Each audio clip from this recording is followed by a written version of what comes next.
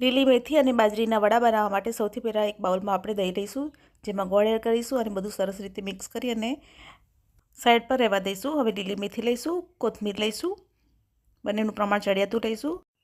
ચડિયાતો બાજરીનો લોટ, એનાથી પા ભાગનો ઘઉંનો લોટ ઝીણો, પીસેલા આદુ, મરચાં અને લસણ એડ કરીશું, અજમો, હળદર, લાલ મરચું પાવડર, તલ, સત્પ્રમાણ મીઠું, તેલ ઉમેરીશું મોણ માટે. બધું મિક્સ કરી લઈશું.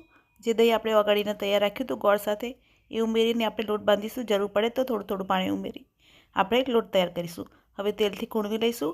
તો આપણો લોટ બંધાઈને તૈયાર છે. હવે આ લુવા મેં તૈયાર કર્યા હતા.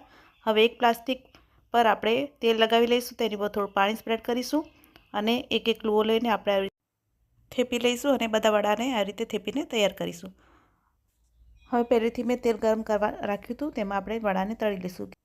ગેસની મીડિયમ ફ્લેમ પર વડાને તળીશું તો તૈયાર છે.